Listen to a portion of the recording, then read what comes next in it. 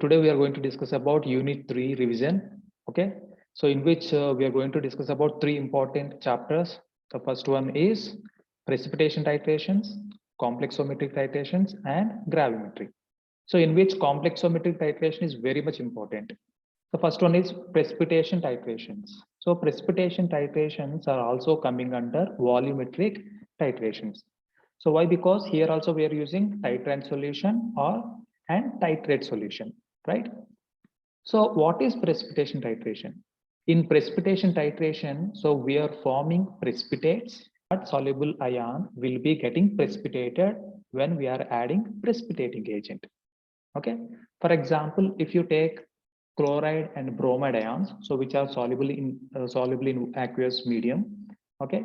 So when we are adding silver nitrate, so what happened? The precipitation will be taken place between silver and chloride ion as well as silver and bromide ion, right? So that's why in precipitation titration, the final product will be precipitate. In complexometric titration, the final product will be complex, and in acid-base titration, the final product will be salt and water. So here in precipitation titration, we have four methods. The first one is Morse method. So sodium chloride is a salt. So when it is dissolved in water, it gives sodium ions and chloride ions. Okay. So now we are having chloride ions in the solution in aqueous medium, and that will be precipitated with a precipitating agent. Okay. For example, here we are taking sodium chloride, so which is taken in a beaker, and AgNO3 silver nitrate, which is called to be a precipitating agent. So here Ag silver ion will be precipitating with chloride ion present in the beaker and forming AgCl, right? The final product will be a precipitate.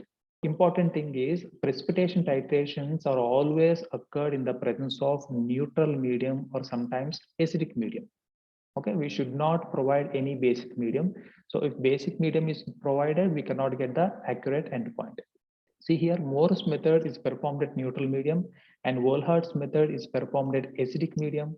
Modified Volhardt's method is performed at acidic medium and Fazan's method is performed at neutral medium. Okay, so that means we need to use only neutral or acidic medium. We should not use basic medium. Okay, alkaline medium will not be used here. Okay, so what happens when we are using alkaline medium? So actually when we are using alkaline medium, so here AgNO3 so will be reacting with alkali medium and forming silver hydroxide. So silver hydroxide is also precipitate. So that's why we need to avoid alkaline medium, okay, in precipitation titrations, right?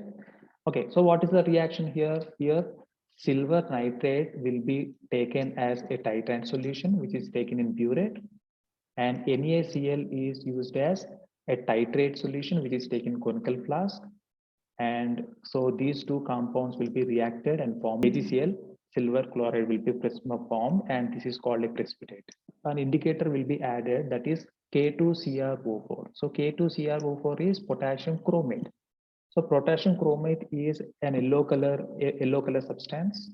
Actually, it is very toxic substances. So generally, we are using potassium dichromate in dichrometry. So we have seen in redox titrations, but this is potassium chromate K2CrO4. So here chromate ions will be produced, 100 molecules of NaCl, so which will be reacting with 100 molecules of AgNO3, right, and forming 100 molecules of AgCl. When we take excess amount of AgNO3, that is 101 ml of AgNO3, or one excess molecule of AgNO3 is added, so that will be reacting with potassium chromate and forming silver chromate. Okay, so now the silver chromate is also a precipitate. Now it is giving the color. Okay, so what is the color that we can get here? Here we can get a reddish color. So reddish color will be obtained. So here this experiment will be performed at neutral medium. So this is a very much important point. Okay. The next one is Volhardt's method. The second method is called Volhardt's method. So by this method, we are estimating halide ions, seventh group elements, and also silver ion, right? So here we can see the example of silver ion. So silver ion, what we are estimating that we have to take in conical flask. So silver ion is taken in conical flask and which will be titrating with ammonium thiocyanate. So here the titrant solution is ammonium thiocyanate and titrate solution is silver ions. Okay. So what happened when silver is titrated with ammonium thiocyanate? So here silver thiocyanate is formed KgSCN, but here also we cannot exactly identify whether the reaction is completed or not. So that's why we need to add an indicator called ferric alum. Ferric alum is an indicator, so we will be adding here. So what happens? So when the ferric alum will be reacting with this substance, so when ammonium thiocyanate is completely reacted with AgNO3. Let's say for example, so initially we have taken 100 molecules of AgNO3, right? And we are titrating with 100 molecules of ammonium thiocyanate and forming 100 molecules of AgSCN. Now we cannot get any color change. Okay, so when we are adding excess amount of ammonium thiocyanate, and this excess amount of ammonium thiocyanate will be reacting with ferric alum and forming ferric thiocyanate. Okay, so this will be giving the color change. Okay, so the same repetition that we can see here in both Volhart's method and Morse method. So what is the change between Volhart's method and Morse method? Here in Morse method, so we are estimating chloride and bromides, and the silver nitrate is a precipitating agent. In Volhart's method, ammonium thiocyanate is a precipitating agent. In Volhart's method, the experiment will be performed in acidic medium, but in Morse method, experiment is performed at neutral medium.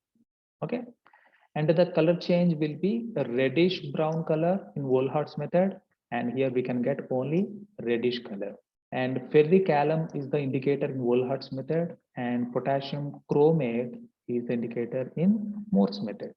The next one is modified Volhart's method. So why it is called to be modified Volhart's method? So here excess amount of AgNO3 is added. So this is the important point that we need to remember. Excess amount of AgNO3 is added to NaCl. So it is looking like a Morse method. So why? Because in Morse method also we are using AgNO3 and NaCl. Okay, but here AgNO3 will be added excessively, little excess, right? So when it is added little excess, so here we can get a little excess of AgCl. So AgNO3 is present in the solution, right? And that little excess Ag ions will be titrated with ammonium thiocyanate.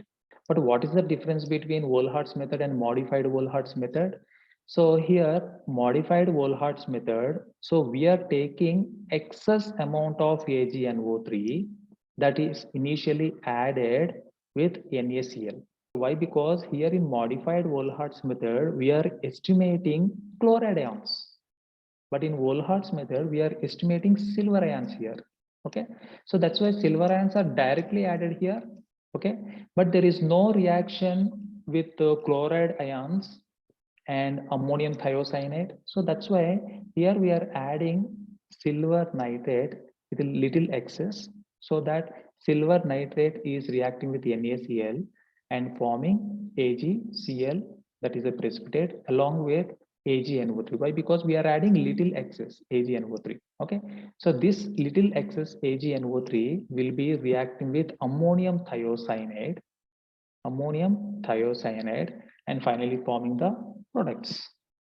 Okay, so that's why this is called modified Volhart's method. So what's the reaction here? AgNO3 is reacting with NaCl in the first step, but here AgNO3 will be added little excess. So that's why here we are forming AgCl.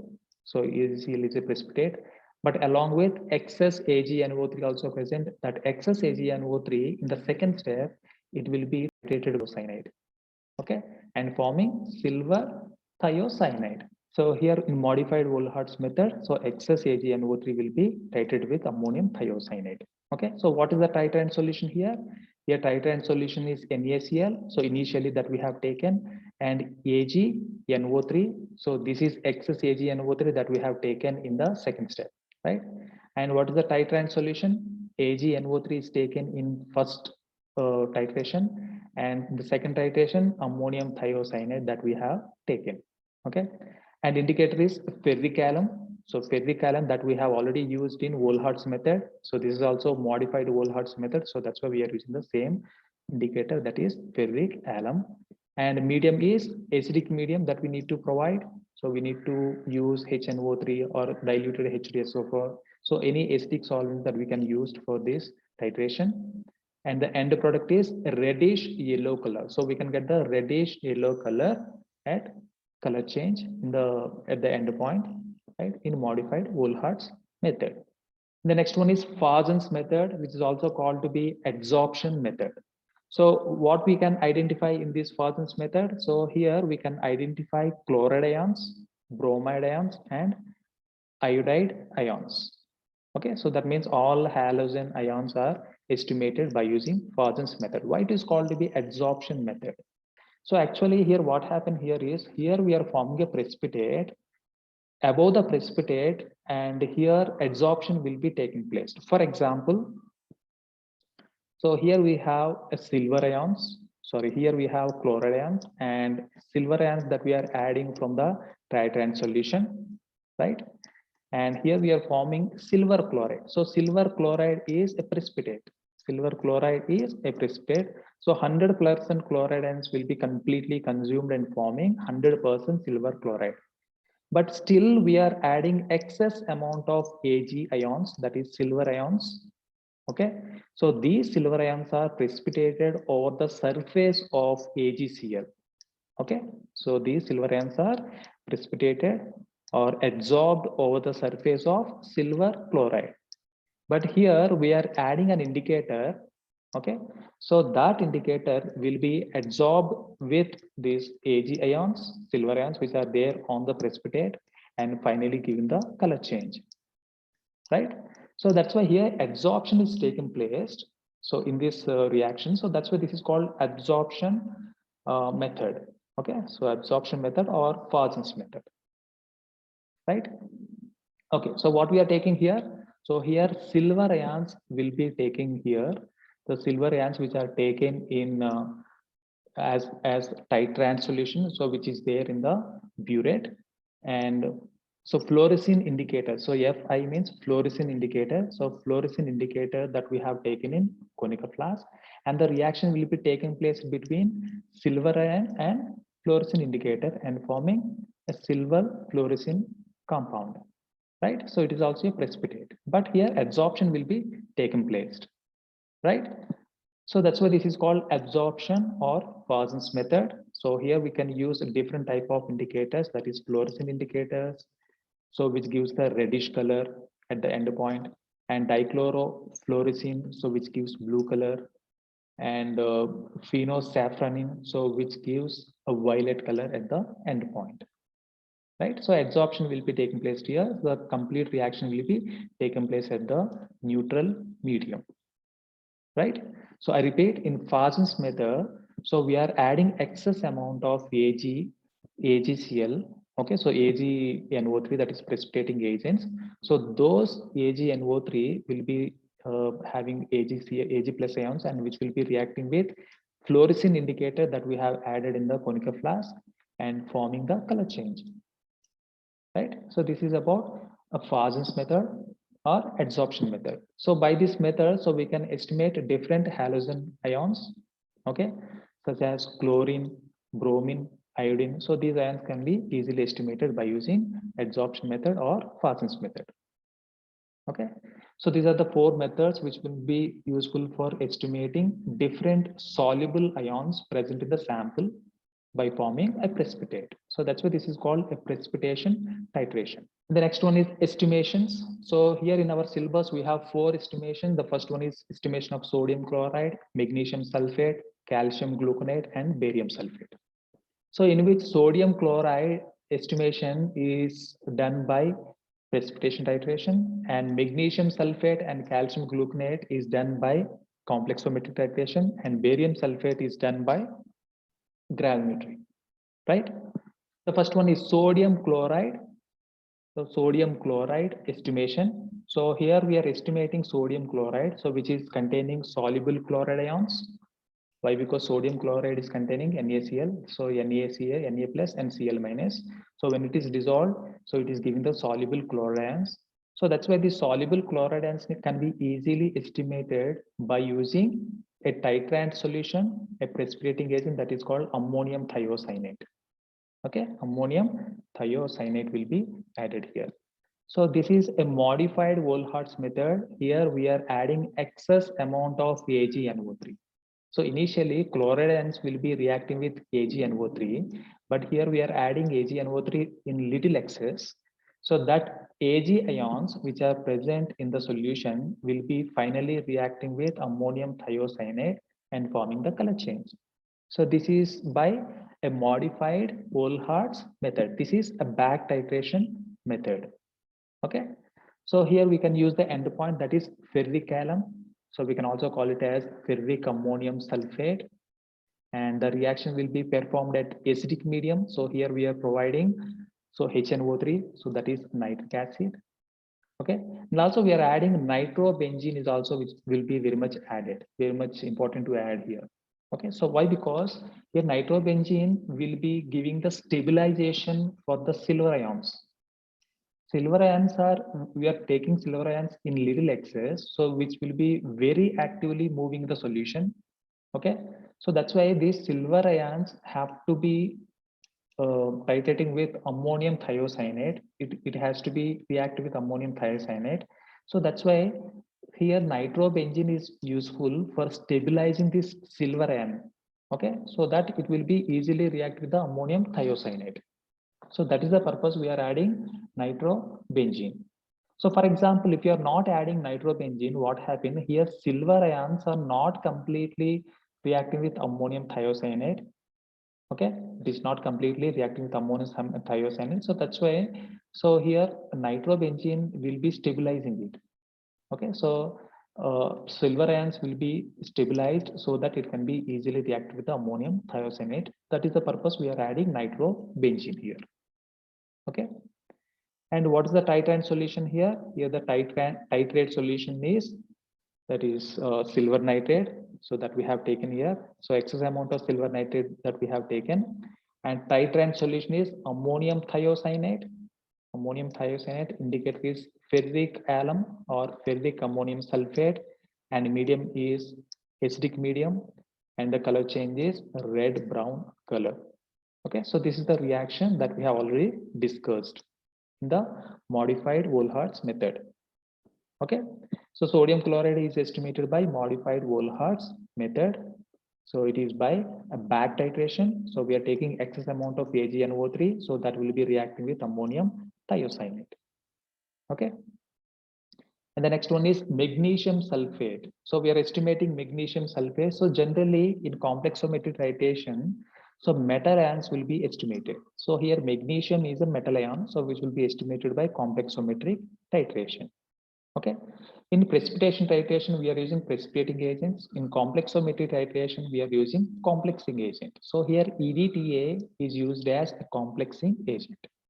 So which will be useful for complexing the magnesium ions present in the sample solution, right? Okay, so how can we prepare this sample solution? Initially, we need to take the magnesium powder, which is dissolved in suitable solvent, okay? And after that, we need to add indicator. So here we can use indicator, EBT indicator or Mortad Black 2 indicator, okay? So after preparing the magnesium solution, then we need to add EBT indicator. So that means we have prepared a titrate solution, so which is taken in conical flask. So what about titrant solution? So this is the titrant solution. What is this compound? This is called EDTA. EDTA. Okay, so ethylene diamine. So this is ethylene and diamine. So two amine groups are present. Tetraacetic acid. So this is the acetic acid. So here we have four acetic acid molecules. So that's what it's called EDTA. So ethylene diamino tetraacetic acid. Okay. So which is acting as a complexing agent. So which will be complexing the metal ions present in the sample solution. right? So here complexing agent, that is EDTA, so will be taken as a titrant solution, so which will be taken in burette, and in conical flask we are taking magnesium along with a mordant black 2 indicator. But here what happened here is EDTA so can easily forming a reaction, forming a complex with magnesium ions. So that magnesium EDTA complex will be formed, and this complex is more stable than magnesium indicator complex. So initially, so when we are adding magnesium to the indicator, so what happened here, we can form a complex. So that is called magnesium indicator complex. But this is very unstable. This is very unstable. So here magnesium EDTA complex is more stable than so indicator magnesium complex. So that here indicator will be getting separated. Okay, so at the end point, what happens? So indicator getting separated so from the complex so that it gives the color change. Okay, so this is the overall principle present in the estimation of magnesium sulfate. Okay, but here the problem is EDTA, that is complexing agent, so which is a secondary standard solution. So that means it has many impurities. So that's why EDTA has to be titrated, it has to be standardized.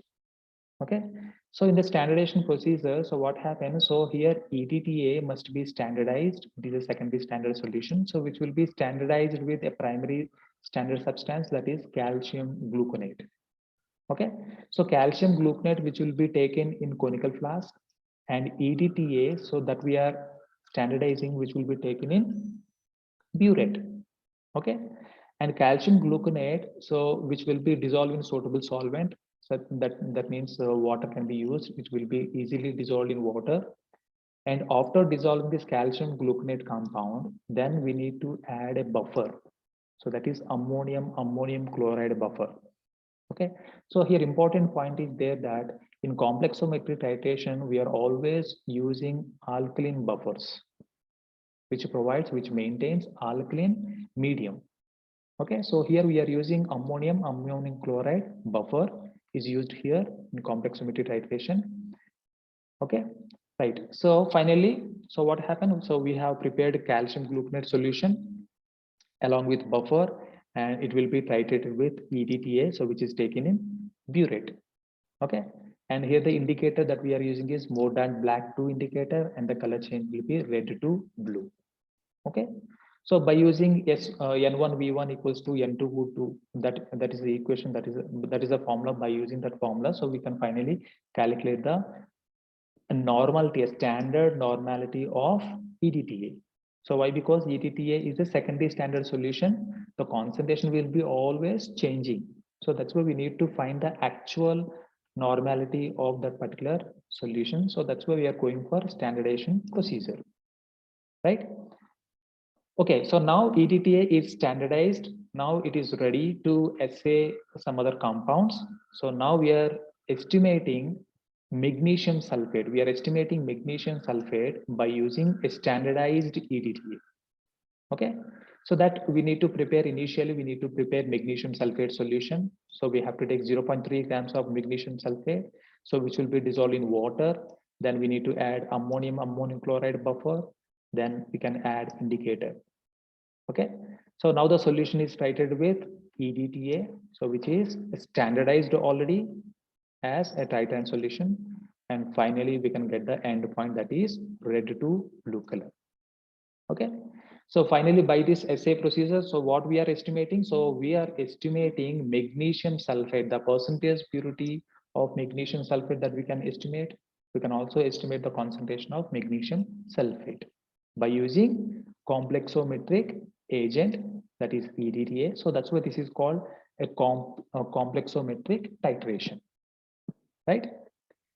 And the next estimation is called calcium gluconate. Okay, so calcium gluconate is also estimated by using EDTA, right? So here also we can use the same indicator, that is EBT or mordant black 2 indicator along with calcium, so which will be taken as a titrate solution, which is there in conical flask. And here also it will be titrating with EDTA. So that is ethylene diamine tetraestic acid. So which is taken as a titrant solution, right? So what happened here is the same principle that we have seen in magnesium sulfate.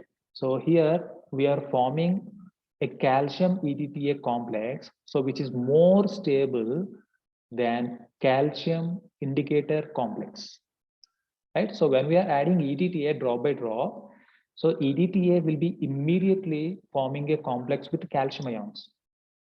But already calcium ions are bonded with modern black 2 indicator initially, but here this is not stable one, so which will be immediately dissolved, and here this indicator will be getting free, right? So which gives the color change. Okay, the same principle that we have seen in magnesium sulfate. Here what is the same difference is there, that so in magnesium sulfate we are taking magnesium metal ions, in calcium gluconate we are taking calcium metal ions. So that is only the difference. The same remaining will be same. And here also EDTA must be standardized. Why? Because EDTA is a secondary standard solution. So here also EDTA is standardized by using calcium gluconate, the same alkaline buffer that we have used here also, that is ammonium chloride buffer, and modern black 2 indicator, and the endpoint will be red to blue. The same procedure is repeated here also, right? But in assay procedure, so we are taking calcium gluconate. Okay, so here we can use calcium gluconate in standardization procedure as well as assay procedure. How it is possible, right? So the same substance, how can it will be useful as a primary standard substance or secondary standard substance? Actually, the calcium gluconate that we are using in standardization procedure is acting as a primary standard. So which is anhydrous form, which doesn't have any water molecules, it doesn't have any impurities. But here we are taking the calcium gluconate, so which is a dosage form. Let's say, for example, we can take calcium gluconate tablets, so which consist of excipients, right? Which consist of diluents. So that's why this is the difference between calcium gluconate, which is used in standardization procedure, and calcium gluconate, which is used in assay procedure. In standardization procedure, we are using calcium gluconate, which is completely purified substance. That is primary standard substance. But whereas in case of assay, so here also we are using the same calcium gluconate, but this is a dosage form. It might be tablet, capsule, or anything, right? So that is the difference. So here we need to take the calcium gluconate, and which will be dissolved in suitable solvent, that is distilled water. Then we need to add ammonium chloride buffer, which is an alkaline medium, which provides an alkaline medium, and more than black 2 indicator will be added, and finally the solution will be standardized with a standardized EDTA. It is already standardized, right? Okay, so the color change will be red to blue color. So finally we can estimate the calcium gluconate by using complexometric titration. Okay, so what is the change that we can see in between magnesium sulfate and calcium gluconate? In magnesium sulfate, so we are using magnesium ions, and calcium gluconate we are using calcium ions. The same, only one difference that we can see here. So remaining everything will be same. Same buffer will be used in both estimations, and same indicator, same color change. So everything will be same. Okay, so you need to identify what is the difference between these two estimations. So this is the main difference between these two estimations, right? And the next one is barium sulfate estimation. So here barium sulfate will be estimated by using gravimetry. Okay, so that means here also barium sulfate will be estimated by forming a precipitate.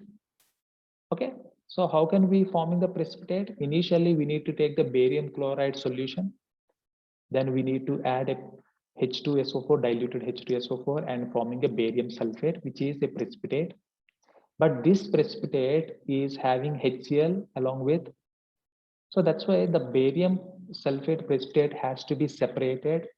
It is in the form of solution form, Now it has to be converted into the completely a dried form. So that's why here we have few important steps in gravimetry. So which will be finally useful for forming a final precipitate, right? So what are the steps here? So here we can use a filtration step. In the first step, filtration step. So here barium sulfate will be filtered. Okay, so why? Because we are separating the barium sulfate with a filtering aid. So here HCl will be separated from the barium sulfate solution, right? Now this barium sulfate will be separated by the process of filtration. But here barium sulfate it is in the form of wet form, right? So it has to be washed. So before drying, it has to be washed. Why? Because it might be having chloride ions on the surface. Okay, so Hd content might be there on the surface of barium sulfate. So that's why initially it has to be washed, then it has to be ignited. So that means generally ignition will be provided so to remove the water molecules present in the substance, right? So here we can provide around 300 to 600 degrees centigrade. Okay, so we are placing this barium sulfate in ignition chamber so that the water molecules which are present in the barium sulfate will be completely removed, right? So after the ignition process, then we have to take that precipitate out from the chamber and we need to cool it down, right? We need to cool it down. Then after cooling the barium sulfate, then we have to go for ash treatment. Okay, so what we are doing in ash treatment, simply we are taking barium sulfate, so which will be directly exposed to the flame. Okay, so that any wet or any water molecule inside the water molecules are there or impurities will be completely removed in this ash treatment. And finally we can get the weight, a dried weight that we can get by using a calculation. Okay, so by using a gravimetric calculation, then we can finally calculate the percentage purity of barium sulfate, right?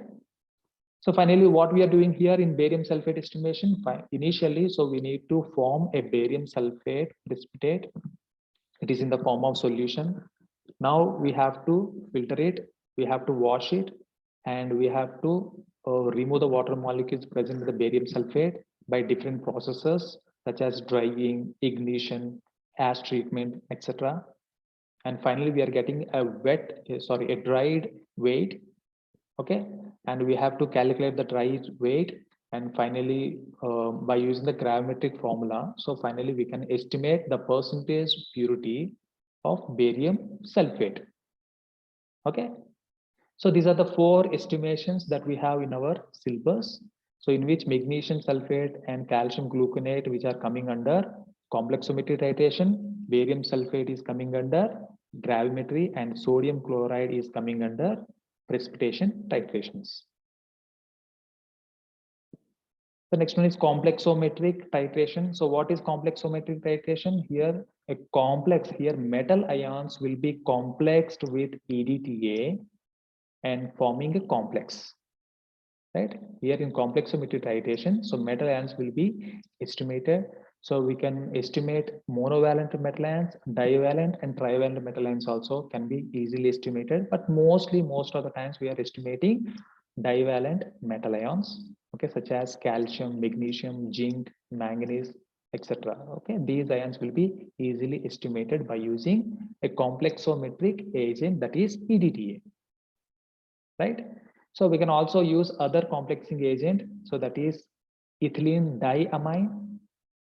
Okay, so EDTA also used, and most of the times we are using ethylene diamine, right?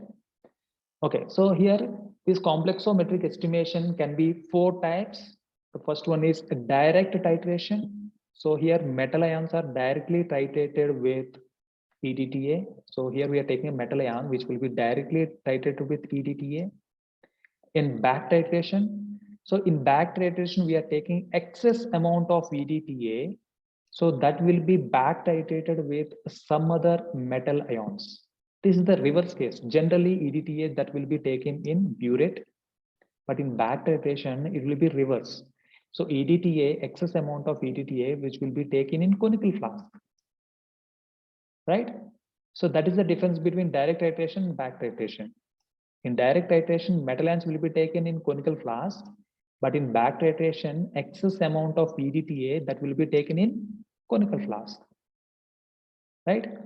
So excess EDTA will be titrated with metal ions, but in direct method, metal ions are titrated with EDTA, right? So that is the difference between direct and back titration methods.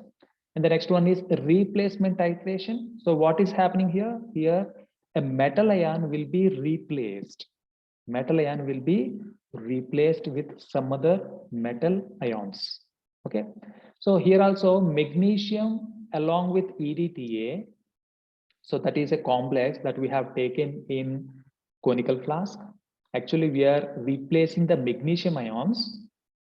We are replacing the magnesium ions with manganese ions. Okay. So that is the reason here manganese ion, which will be taken in burette as a titrant solution. But here the manganese ion, so which will be forming a more stable EDTA complex. So that's why it will be easily removing the magnesium present in the complex, so that it is forming manganese EDTA complex. Okay, so that's why this is called to be a replacement titration. What we are replacing here? Here we are replacing magnesium ions. With whom? So here it is replacing with manganese ions. How it is possible? Here we can get two precipitates. So one is magnesium EDTA complex and manganese EDTA complex. But here manganese EDTA complex is more stable. Okay, so that's why manganese can easily replace the magnesium ions present in the complex, right? So this is called to be complexometric titration, sorry, replacement titration. And the next one is indirect or alkalimetry titration. So why it is called to be alkalimetry, right? So actually here, so generally barbiturates, okay, so barbiturates which are estimated by using alkalimetry. Actually, there is no reaction with EDTA with barbiturates. There is no reaction. There is no formation of any complex between these two compounds. Okay, but we need to estimate barbiturates. Okay, so how can we estimate? We can estimate by using alkalimetry. So how it is possible? So there is no reaction between barbiturate and EDTA, but we are forming a complex. How it is possible? So initially, so we need to take a complex of barbiturate and mercury. So mercury is a metal ion. So mercury can be easily forming a complex with barbiturate. Okay. So that means initially we need to take a mercury barbiturate complex in the conical flask. Okay, then we have to add EDTA solution to that, so that EDTA is not having any reaction with barbiturate, but it has a reaction with mercury ions. Why? Because mercury is a metal ion, so that mercury EDTA complex will be easily formed.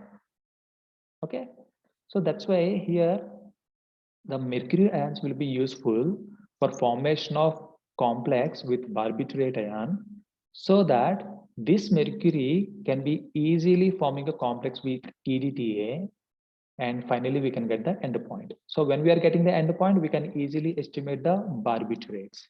Okay, so by this way, indirectly, so we are not directly adding here. Why? Because there is no direct reaction between barbiturates and EDTA.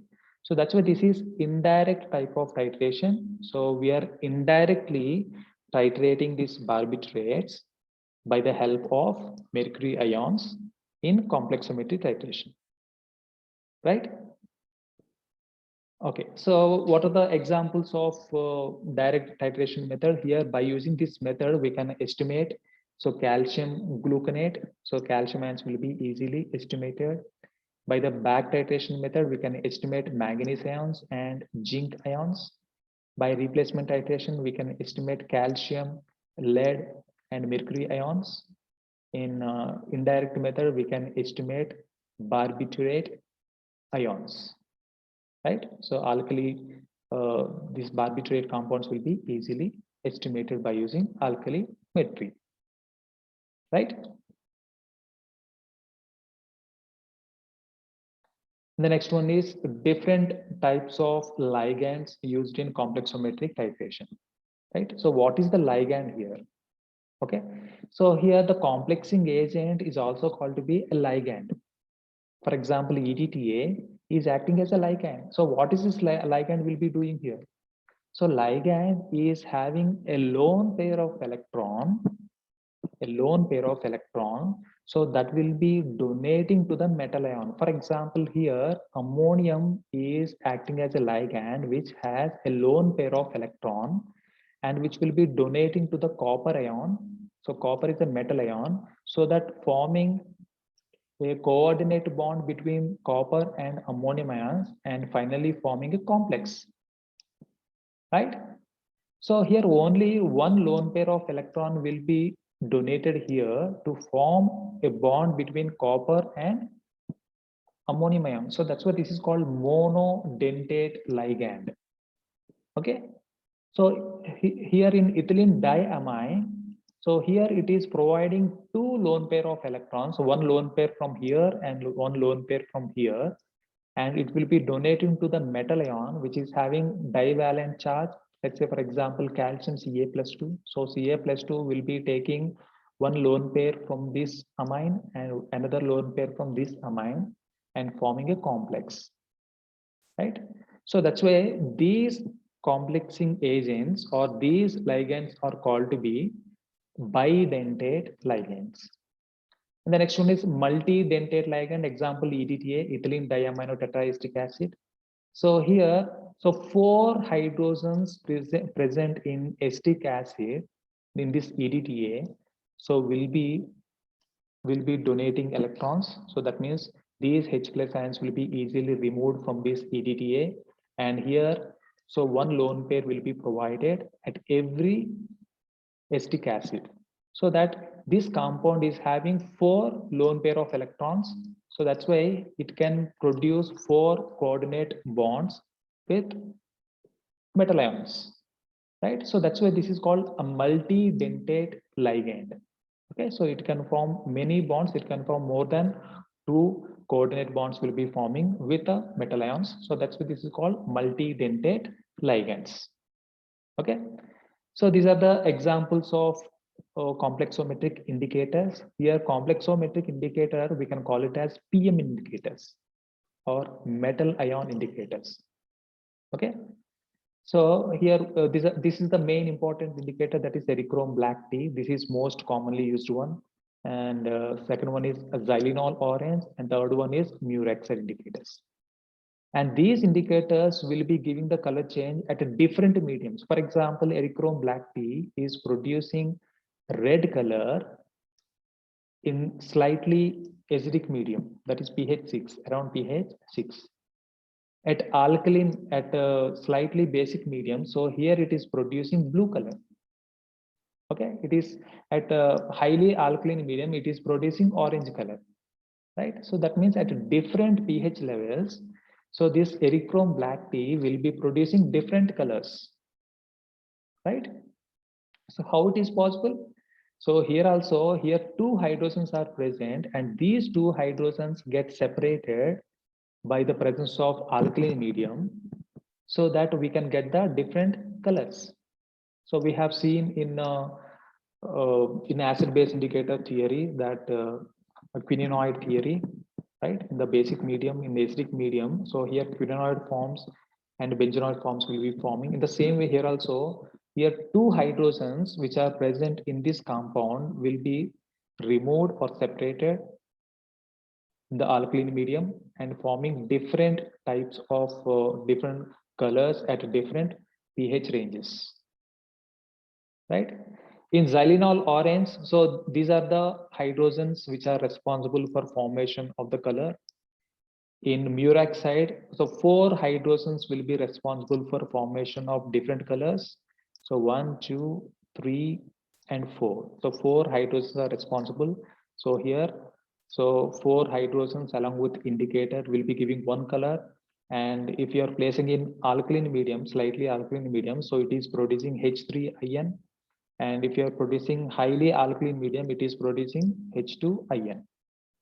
Right? So different colors will be produced at a different pH levels. So how it is possible? By releasing H plus ions, so that it is giving, so H plus ions will be released into the solution, so that it can easily form this. This indicator can be easily forming a complex with the metal ions, right? Okay, so here Erichrome black tea indicator will be useful for estimating different metal ions. This is most commonly used one, so which can be useful for estimating all type of metal ions such as calcium, magnesium, zinc, cadmium, etc. And xylenol orange will be useful for estimating cobalt ion, and murexide will be useful for estimating calcium ions as well as copper ions, right? And these are the color changes, right? So that we have seen here.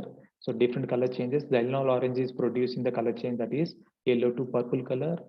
And here this murexide is producing 3 different colors at 3 different mediums. So in the examination, we need to write the structure.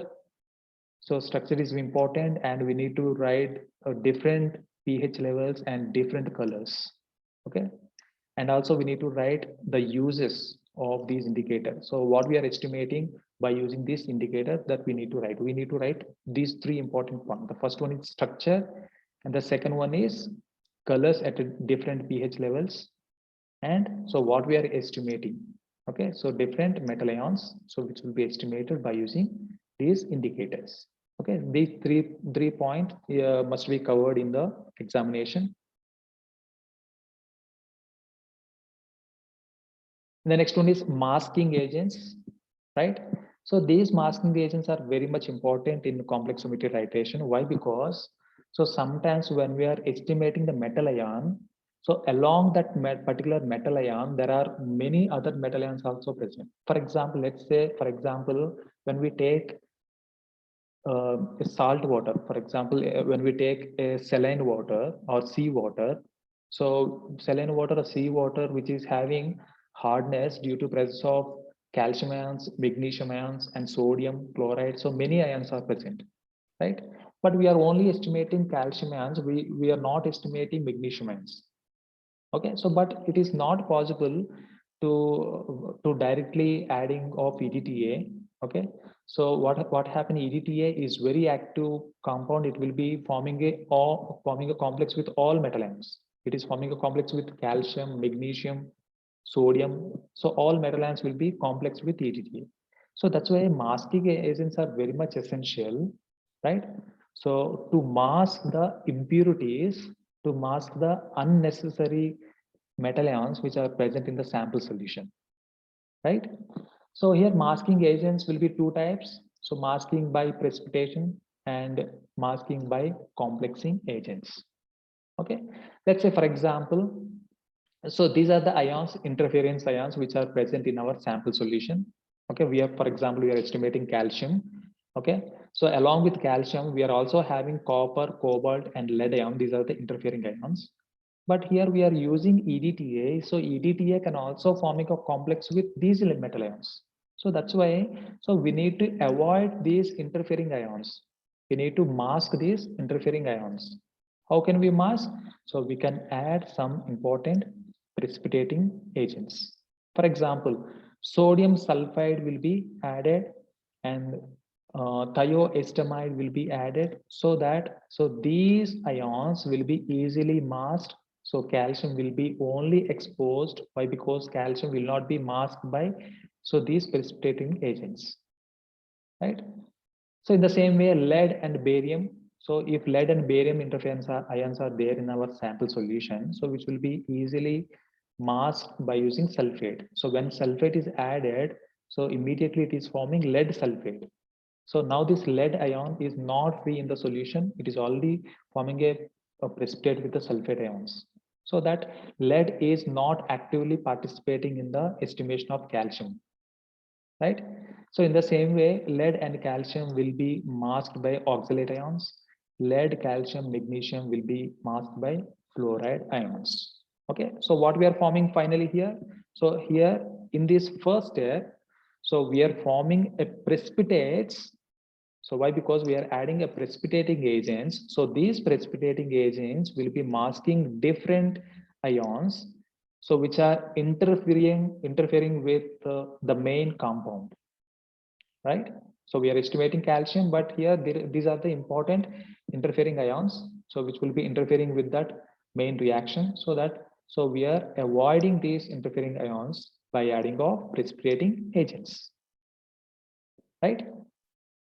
In the same way, here we are adding complexing agents also, right? So these complexing agents will also be forming a complex with interfering ions.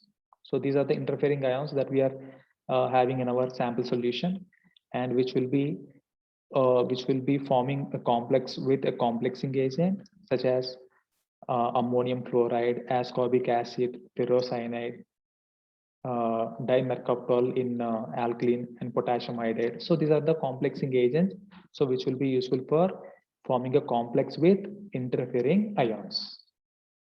Okay, so that interference can be easily controlled. Okay, so if interference ions are there, so we cannot get the exact endpoint. We cannot exactly estimate the main metal ion present in the sample solution. So that's why masking agents are very much important, right, in complexometric titrations. And the next one is demasking agents.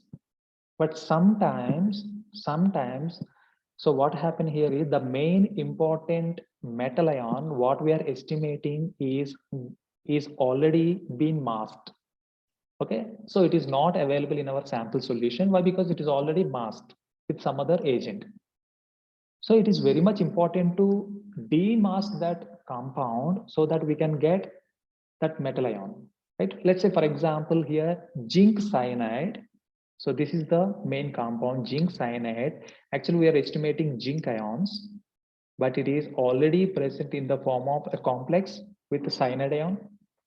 Okay, so what we need to do here? So here by using HCHO, that is a formaldehyde. Okay, so when we are using formaldehyde, what happened? This zinc ion will be demasked. So that means the complex will be broken, and here the zinc ion will be getting liberated. So that now this zinc ion is available in the sample solution, so that it can be easily forming a complex with EDTA and forming zinc EDTA complex, right? So that's why demasking agents also very much important to release the masked ions. Okay, if masked ion is a very important ion that we are estimating, so then we can use demasking agent to release that ion, so which is already masked. Okay, so by using few important agents such as formaldehyde or chloral hydrate, etc. So these agents will be useful for demasking the metal ions, metal ion complexes. Okay, so this is about demasking agents. The next one is applications of complexometric titration. As we know that complexometric titration will be useful for estimating the metal ion concentrations. So we are estimating monovalent, divalent, and trivalent metal ions. Okay, and also metal ions which are present in the food products also will be estimated. Metal ions which are present in the saline water also will be estimated, and some metal toxic substances also will be estimated. For example, mercury and lead ions, so which are very toxic substances. Okay, so if a sample is containing more amount of lead ion or mercury ion, so the substance will be highly toxified.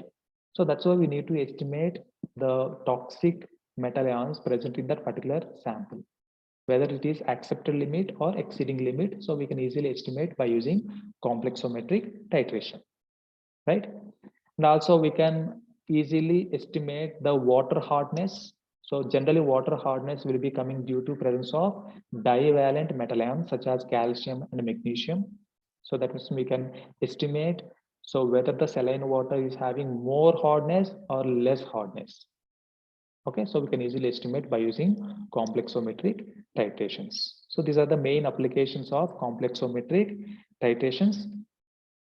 And the next one is gravimetry. So steps involved in gravimetry. So we have already seen that estimation of barium sulfate. So we have estimated the barium sulfate by using gravimetric analysis technique. Okay. So these are the important steps. So which are involved in gravimetry. The first one is preparation of the solution. Preparation of the solution. So we have estimated barium sulfate. So that means barium sulfate has to be prepared first. So initially we need to take the barium chloride solution. Then we need to add the diluted H2SO4 sulfuric acid. Okay. So that is the initial step, preparation step. So for preparing the precipitate. Okay. So the main solution, the reactant that we are preparing here. Okay, but here important thing is, so we need to consider when we are preparing these solutions, we need to consider three important factors. Okay, the first one is pH. So we need to check the pH of that solution. Generally, acidic pH will be suitable and neutral pH will be suitable for formation of precipitates. Okay, and temperature. So generally temperature is a critical factor for many experiments. So here also temperature is very much important. So we need to maintain an optimum temperature, room temperature will be maintained. And volume of the solution is also important, okay, to get the precipitates. Okay, so these are the three important factors that we need to consider. So when we are preparing the solution, okay. The second step is precipitate formation. Okay, so second step is precipitate formation. So what we need to do for that? So we need to add a precipitating agent so that what happened here, a nucleation will be taken place between soluble ions and precipitating agents. Okay, so this process is called to be nucleation. So that means all soluble ions will be coming towards the precipitating agent and forming a nucleus, a precipitating compound, right? So that is called a nucleation process. Okay, and the third one is filtration. Okay, after formation of barium sulfate, so which is there in the HCl solution, so we have to separate it by a filtering aid. Okay, by using a funnel, by using a filter paper, so we can easily separate the HCl, the barium sulfate from the HCl solution. And the next one is washing. So we need to wash the particular precipitate that we have prepared. Why? Because it might be having acidic contents, sometimes it might be having alkaline contents, so that we can easily remove that acidic or alkaline contents which are present along with precipitate by the process of washing, right? And drying. So after washing, we can get the barium sulfate wet mass, but it is having some water molecule. It is highly wet. So that's why we need to go for drying process. We can keep it in hot air oven and we have to heat up to 100 to 150 degrees centigrade. But some substances are not completely dried up at hot air oven temperatures, at normal drying temperatures, so that we can put in ignition chamber. Okay, so it will be providing around 600 to 1200 degrees centigrade. You can place it in furnace. Furnace is the equipment, so which will be providing ignition temperatures, right? But it is not suitable for all the compounds, so we need to check the physicochemical properties of that particular precipitate. So whether they are thermally stable or not. Some substances are not thermally stable. So if you're keeping in higher temperatures, so that compound, that precipitate will be immediately degraded. So that's why the temperature so must be checked for that particular compound. So whether it is thermostable compound or thermolabile compound, we need to check according to the physicochemical properties. We can place that compound in the particular chamber. And after drying, so we have to weigh that compound by balance. Okay, weighing balance. And finally, we can get the weight, a practical weight. So by using the calculation, so finally we can calculate the percentage purity of that particular compound. Okay, so this is the formula for this calculation of percentage purity, weight of the precipitate. So after completely processing all the steps, then we have to weight that compound and multiplied by a gravimetric factor into 100 divided by weight of the sample that we have taken initially. Okay, so initially we have taken barium chloride. okay, powder. So which will be dissolved in suitable solvent. So that is a weight of the sample that we have formed that we have used initially, and weight of the precipitate that we got finally. Okay. So how can we calculate this gravimetric factor? So here there is a formula, that is formula weight of substance salt by formula weight of substance weight. Okay, so that means a theoretical value by practical value, right? Theoretical value by practical value. So theoretical value of barium sulfate, let's say for example, by practical value of barium sulfate. So which gives the gravimetric factor, and that has to be substituted in the formula, and finally we can calculate the percentage purity of particular analyte. Okay, so this is called to be gravimetry. So why? Because here we are measuring the weight of the compound. We are measuring the weight of the compound. Gravi means gravitational force. Generally, gravitational force is mainly depending upon the weight of the compound. If the compound is having a weight, so it is having some gravitational force, right? So that means indirectly it is telling about we are estimating the weight of the compound. By based on the weight of the compound, finally we are estimating the percentage purity. It is not a volumetric titration, it is a gravimetric analysis. Okay, in volumetric titration, we are measuring volume of titrant.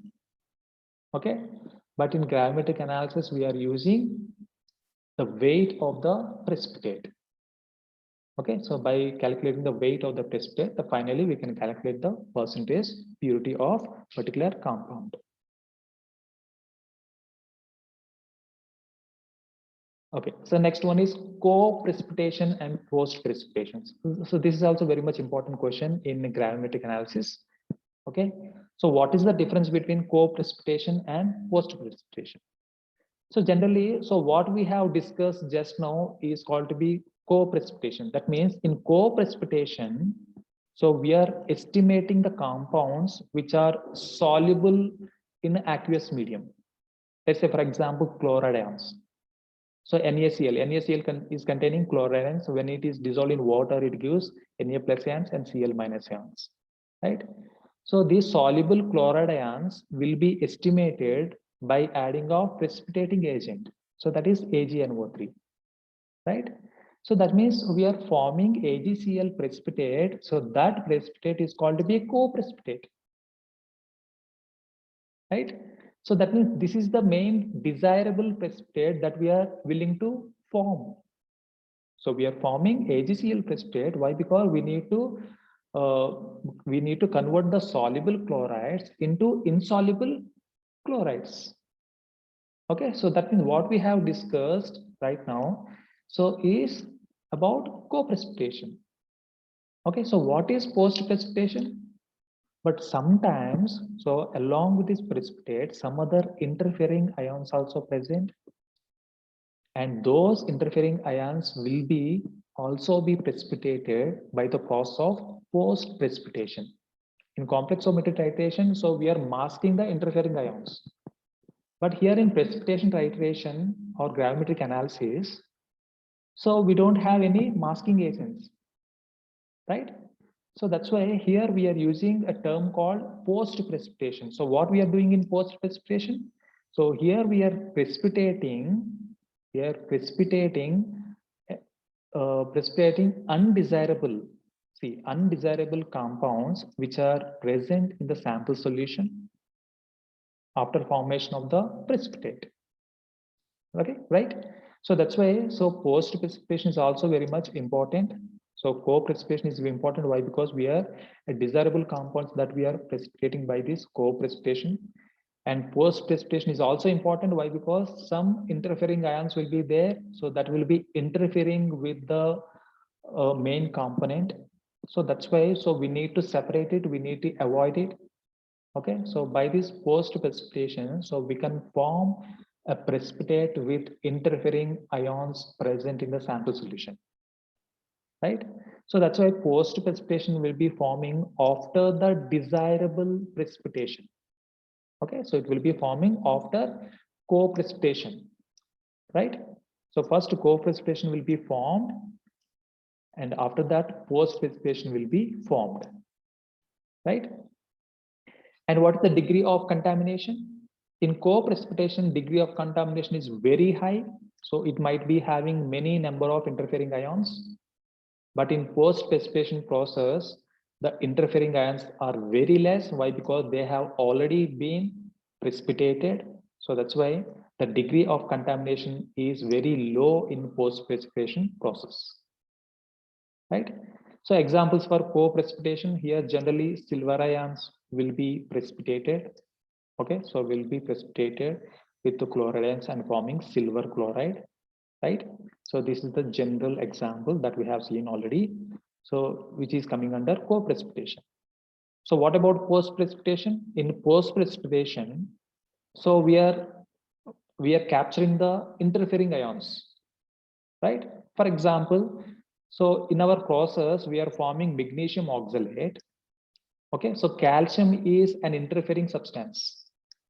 Okay, so after formation of magnesium oxalate, this is a desirable compound, and here calcium is undesirable compound. We don't require this. Okay, so what we need to do here? So we need to add oxalate ions so that these oxalate ions are forming a precipitate with calcium, right? So that calcium undesirable components present in the compound will be completely separated in the form of precipitation, right? So this is the example for post precipitation.